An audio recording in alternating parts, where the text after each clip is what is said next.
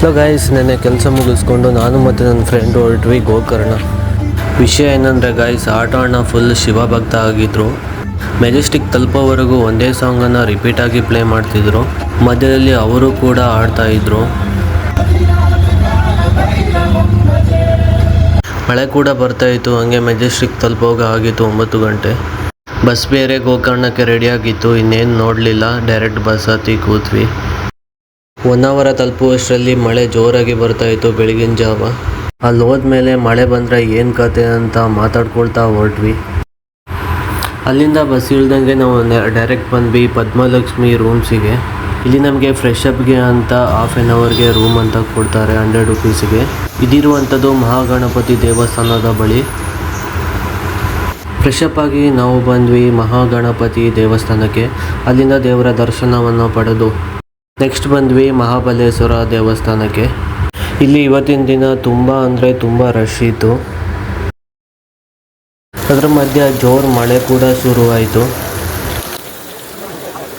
ದರ್ಶನ ಮುಗಿಸಿ ಹೊರಗಡೆ ಬರೋ ಅಷ್ಟರಲ್ಲಿ ಮಳೆಗೆ ಚಪ್ಪಲಿ ಎಲ್ಲ ತೇಲೋಗ್ಬಿಟ್ಟಿದ್ವು. ಹಂಗೋ ಹಿಂಗೋ ನಮ್ಮ ಚಪ್ಪಲಿನ ಹುಡ್ಕೊಂಡು ನಾವು ಅಲ್ಲಿಂದ ಹೊರಟ್ವಿ. ಒಂದೊಳ್ಳೆ ವೆಜ್ ಮೀಲ್ನ ಊಟ ಮಾಡಿ ಬಂದು ತಲುಪಿದ್ವಿ ಗುಡ್ಲೆ ಬೀಚ್ಗೆ. ಇಲ್ಲೇ ನಾವು ರೂಮ್ ಕೂಡ ಮಾಡ್ಕೊಂಡಿದ್ವಿ.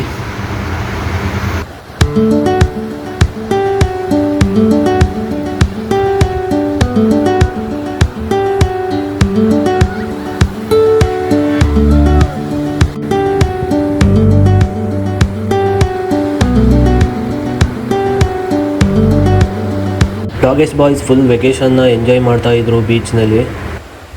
ಇವ್ರಿಗಿರೋ ನೆಮ್ಮದಿ ಸುಖನೂ ನಮಗಿಲ್ಲ ಅಂದ್ಕೊಂಡು ನಾನು ಹೊರಟೆ ಅಲ್ಲಿಂದ.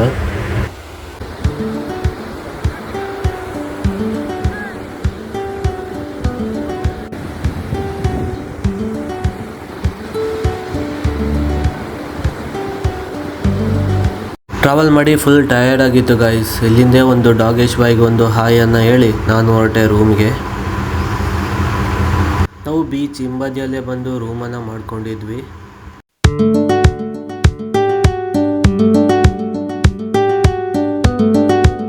ಹೋಮ್ ಸ್ಟೇ ಹೆಸರು ಬಂದು ಆರ್ಯದುರ್ಗ ಹೋಮ್ ಸ್ಟೇ ಅಂತ. ಇದ್ರ ಬಗ್ಗೆ ನಾಳಿನ ವೀಡಿಯೋದಲ್ಲಿ ನಾನು ತಿಳಿಸ್ಕೊಡ್ತೀನಿ. ಫುಲ್ ಟಯರ್ಡ್ ಆಗಿತ್ತು ಅಂತ ನಾನು ಹೋಗಿ ರೂಮಲ್ಲಿ ಆರಾಮಾಗಿ ಮಲ್ಕೊಂಡೆ.